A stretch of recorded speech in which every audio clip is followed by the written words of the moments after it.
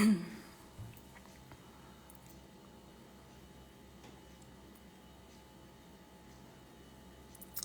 everyone.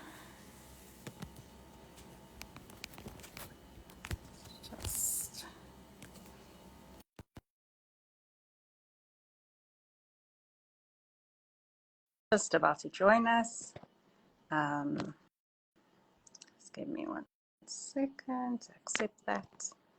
For those who are joining, I'm Lauren and I'm the editor of FOOD24, and today we are chatting to Louisa Holst, who has just joined us. Hi Louisa. Hi there. How are you? How are you? I'm good, thanks. I'm good, just hot. No, Hot. it's very hot. It's extremely hot. It is, which is why I'm excited that today we are talking about the air fryer, because I have a feeling that if I can figure this out, it's going to mean a lot less time in front of an even hotter oven. Definitely. So I'm really yeah, so for those who don't know, today we are chatting about, and I have the Afrikaans version of this cookbook here, but there is an English version available as well. It is the South African Air-fryer Cookbook 2, or I'm going to attempt to say this, the Suid-Afrikaanse Ligbraaie Cookbook 2. And I have to say, I did not know that an air fryer is a ligbraaie in Afrikaans, so I've already learned something new, Louisa. Yeah, it's a bit of a strange word when you translate it, isn't it? Yeah, and I've had a look at this. There are, I have to start by saying, amazing recipes that are very South African focused. I mean, I think I could pick probably 10 out of these and probably find the ingredients in my fridge or pantry or freezer, and that is just amazing. The other thing that struck me is that I'm not using my air fryer nearly well enough. I have a small air fryer and I mainly do frozen chips. And so when I read through this, I was like, gosh, I'm not doing the right things in my life. So hopefully for those who find themselves in a similar boat as me, will be inspired today with you, Louisa. Oh, well, I mean, that's exactly the point of the book. I think there's so many people, well, everyone's got an air fryer, you know. But people don't use it enough, and really it's there's so many things you can do in it, as you can see in the book, you know, from baking to you know, starters, main courses, I mean snacks. It's so easy to use. Yeah. So yeah, that's the whole point. And we try and use traditional, well, not traditional ingredients, but South African ingredients that are readily available or that you have at home or easily find in the shops. So it's all easy recipes. It's quick and it's going to save you time and energy. So yeah, that's the point behind it. Amazing. And there's also, I don't know if anybody here is a student, there's also an entire section for students, which again, I had to think to myself like, gosh, I think I was living on 2-minute noodles and I could make a really good white sauce. I don't know, my friends might disagree, but I thought it was a really good white sauce, and then chuck that on anything and just add whatever protein I had at hand. But when I had a look at the student section in this book, I was like, I was not doing student life well. So anybody is a student or knows someone who is starting at university this year, I would really recommend this is the maklike maaltye for studente. And yeah, they are just easy, delicious meals that can all be made in the air fryer. It is really an amazing section. And I think for anybody who just wants a quick, easy meal. Yes. Yeah. I mean, look at this finger Gatsby. I think I saw somebody in the comments mention a fist finger Gatsby. So yeah, so I think we touched on this a bit now, but Louisa, what was your aim with the South African Air-fryer Cookbook 2, specifically this being the second edition, and what do you hope will be the impact for the South African cook? Well, I think, yeah, we brought out the South African Cookbook 1 a year ago, and it really, the sale, it just took off. So people just loved it. I mean, we've just gone into the 6th reprint already. So, I mean, it's just, we just saw how popular it was and how people really, we had such great feedback. People loved the recipes and they just wanted more. So that is why we did it. They just kept asking for more and more of the same kind of thing. So that's what we did. And I guess the aim behind it is really just to give the South African market recipes that they can do that's easy for them, that make their life easier. You know, we have load shedding problems in South Africa, so the air fryer is such a convenient way to kind of get around that a little bit, because you know there's load shedding coming. So you can just quickly do something in your air fryer. And if you're lucky enough to have an inverter or solar, you can actually use your air fryer, you know, during load shedding even. So yeah, it was just to give our public, because you know you can buy lots of overseas recipe books, but they're not targeted specifically to us as South Africans and our lifestyles. So the aim is to just give our people what they need and what they want. So hopefully they will love the recipes in the book, in book 2, as much as they've loved the first one. Yeah. Amazing. And then how does, for those of us who are new to air frying completely, how does it differ from cooking in an oven? Or is it more or less the same? If I'm looking at a recipe that, you know, that's a cake recipe that needs to go in the oven, do I just use my air fryer in the same way, or are there fundamental differences between the two? Yeah, I mean, it is essentially a small oven, but it's obviously very much smaller than a normal oven. So you wouldn't be able to do your, you know, like a big tray full of biscuits, or you know, big cakes or things like that. So obviously size is going to impact. So it's smaller quantities and smaller items that you can cook in the air fryer. But I mean, essentially it's the same thing. It's hot air that's circulating and baking your ingredients. So that's why I think it's also taken off so much more than the microwave, for example, because it bakes your ingredients, and it makes them nice and crispy, and it keeps the juices in, and just gives you the oven quality finish, but in sort of half the time with much less electricity, and you know, just saving time, energy, everything. So yeah, the differences really are it's much smaller, it's quicker, and you've just got to be a bit more careful when you use it, because the element of the air fryer is quite close to your ingredients, unlike the oven, which is obviously much bigger. So you've got to be careful of sometimes bakes you have to kind of keep covered with maybe some aluminium foil, just so that they don't burn. And also very light ingredients, because of this air that's flowing around in your air fryer. Very light ingredients sometimes don't work so well, because they can tend to actually fly up, and you've got to be careful that they don't get stuck on that element and burn. So there are small things that's different that you need to keep aware of. And also it's a little bit hotter than a normal traditional oven. So sometimes you've got to just put your temperature down slightly. So where you would have maybe baked something on 200, you'll use, say, 180 on the air fryer. But that's it's also trial and error. You know, you test it out and see what works for you. And all air fryers are also slightly different. So yeah, I mean, the nice thing about having a recipe book and being able to follow the recipes is we've obviously tested all of these specifically in the air fryer now. So it makes it easier for people to adapt their recipe, maybe their, you know, bobotie or whatever that they used to make in the oven. Now we've done it for you and we've tested it, and so we know the times and everything. So that's the nice thing of the book, that it actually just helps people as well. And what would be your 3 sort of top tips if someone is just starting out with air frying? I know you mentioned a few nuggets in there for adapting from oven to air fryer, but are there 3 top tips there specifically if you're using your air fryer that you should keep in mind?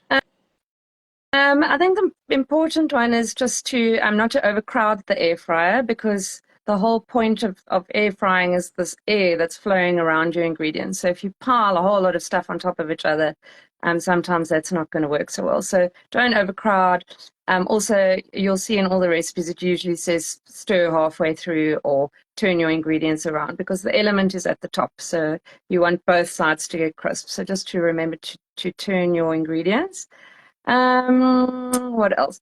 I mean, I use a little bit of oil usually. I know the air fryer, it's healthier because you're not deep frying, but I do normally just add a little spray of oil, and that's also something quite handy. You can buy these little oil spray bottles just to give a little spritz of oil onto your ingredients, and that just helps them stay lovely and crispy and crunchy and gives a nice color as well. So yeah, those are a few tips. Okay. So you spray specifically on the Yeah. ingredients. You don't need to prepare the, I don't know what you call the basket at all of the air fryer. No, I normally just uh, most of the baskets or some of the air fryers have a rack, not a basket. They are non-stick, so you don't. It's not necessary to spray the inside. In fact, I don't think you should spray the inside of the air fryer. I think just on the ingredients, just to more for the browning, like I say, and the lovely crispy texture you're going to get. If you've got something that it's a very messy ingredient, like say you have it, say, chicken that's been in a marinade or something, then I suppose you can actually just brush your basket or your rack with oil, just so that it's, helps a bit. Or you can use those air fryer liners that you can buy. All the supermarkets have them now. Okay. So yeah, so if it's a more wet sort of sticky thing or something with a lot of sugar, then you can do that. Okay, I was actually going to use this opportunity to ask the air frying experts about those liners because I always something I need. So that's good to know when I would actually be using those. Thank you. And then, yeah, let's talk about the recipes. So there are a whole bunch. We have, I mean, as we were saying earlier, it covers such a wide range, from meals for students to meals for families to it soups, obviously, because we have to have that in the mix. Happies for when your favorite team is busy playing. There's bake also for braaivleis. So I think it really touches on the sort of the touch points of every South African's life. But what are your favorites? Are there a few that are your favorites in this book, or were there any that's on it? Lots of favorites. Yeah, I did try and specifically think of when do South Africans really want their recipes the most, and when are they going to go and what do we like to do? So that's why I chose things like side dishes for fries and those kind of things. But yeah, my favorites. I mean, there's a very nice it's a samp and bean salad actually in the braai section. So you actually just use ready-made samp and beans that you can buy you can either make your own or you can buy it in a tin. And then what we do is we roast some veggies in the air fryer and with some onions, and that kind of gets stirred into the samp and beans with a lovely dressing. And it just makes a delicious salad, which is something different, obviously something very South African and nice to take along with you when you go to a braai, at your friend's house or when you're entertaining yourself. So that's one of my favorite ones. I think the one that was, oh yeah, there it is. I think the one that was very popular when we were actually busy with our photo shoot for this book was it's a curry burger vet cook. So you make a curry, your hamburger patty, but it's flavored with some nice curry spices, and then you just make a nice little salsa and put that on a vet cook with maybe a bit of chutney. So that one was a definite favorite. It was delicious. And I mean, the rusks are something I've been making continuously now since I started testing them in the air fryer.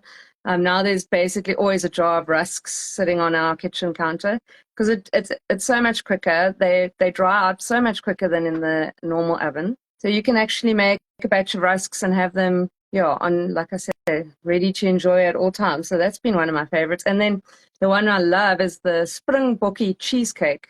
Which is a cheesecake flavored with amarula and a bit of peppermint liqueur. I know the color looks a bit scary, very South African, but yeah, when you have your next Springbok braai party or watching the cricket or the soccer or whatever it is, you can make a springbokkie cheesecake.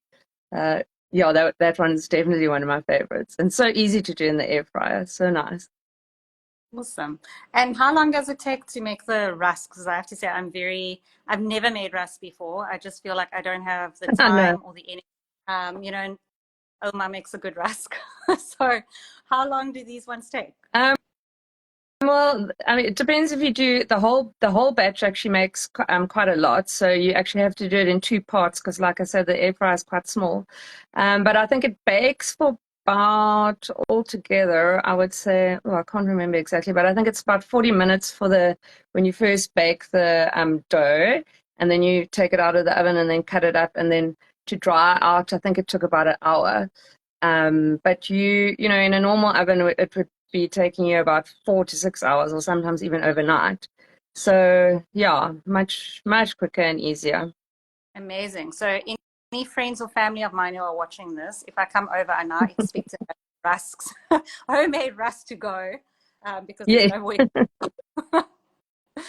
And then just as a last little question is, what would be your go-to weekday night dish to make in the air fryer for if we're coming home from work, we're stressed, we don't have time, and we now know that the air fryer is the missing appliance that we all need in our kitchens?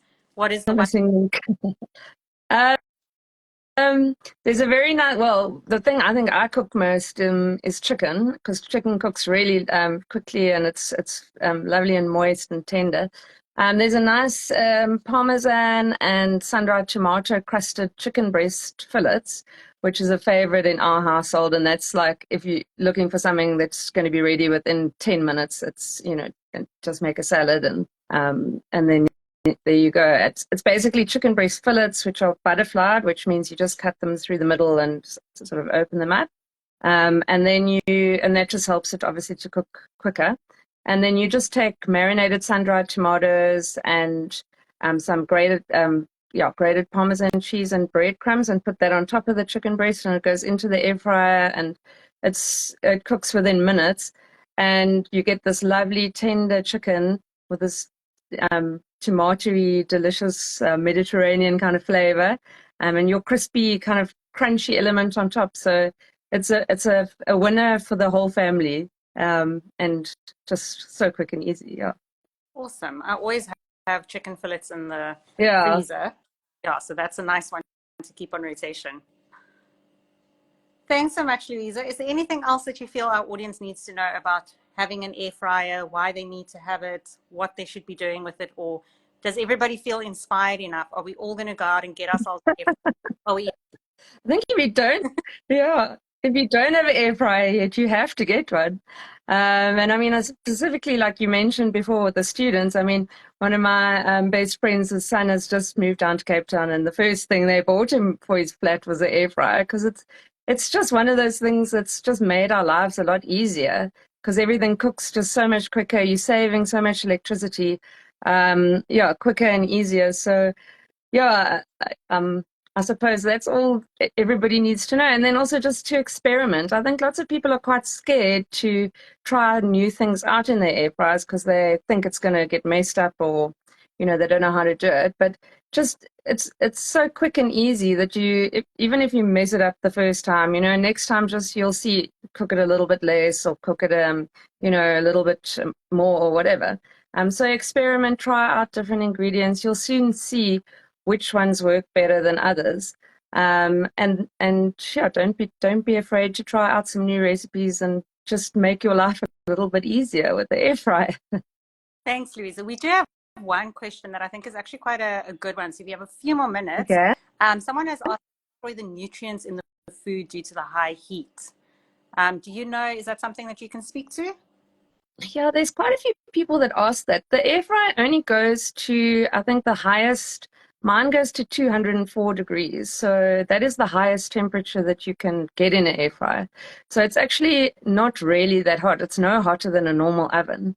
So it's not really going to destroy any more nutrients than a normal oven would. And, I mean, there are certain vitamins and stuff that are heat sensitive. So just cooking it actually for less time in the air fryer is probably better than, you know, boiling it to death on the stove or cooking it in the oven. So I don't think it's going to ruin your nutrients. I think it's pretty much similar to the other traditional methods. Yeah, that's a good point, that actually when we cook in an oven, it's kind of the same principle, but as you say, for a much longer period of time usually. Yeah, yeah. But Cool. otherwise, it's actually a very quick and healthy way of cooking. So yeah, less oil and less time. So it's actually quite good. Everything that we need in our lives. Yes, absolutely. And veggies are really easy to cook in the air. You know, instead of heating your whole oven up to roast some veggies, now you can just pop it in the air fryer and it's so quick and easy. So it's actually good. It encourages us all to be healthier and eat better. So go air Yeah. fryers. Definitely be using mine much more because as I think I'm one of those people who, as you say, is a little bit scared. So I know like oven chips work well in the air fryer. Yeah. I've done, I think it was nachos with like a pulled pork thing, and that worked really well. But that was about it, and everything else I'm always worried that I'm going to burn it. So I do feel inspired now. And as I say, this cookbook as well has so many recipes and ingredients that I think we're very familiar with. Mm. So it was just looking through it that I was like, I could do that in an air fryer, like just to change, have that mind shift. So Yeah. definitely looking forward to that, especially on these days when you come home from work and you immediately have load shedding. So you're quickly scrambling to get something together. So yeah, I'd highly recommend then the South African Air-fryer Cookbook, #2, and there is also a #1 that has just gone into, you said the 6. 6 reprint, yeah.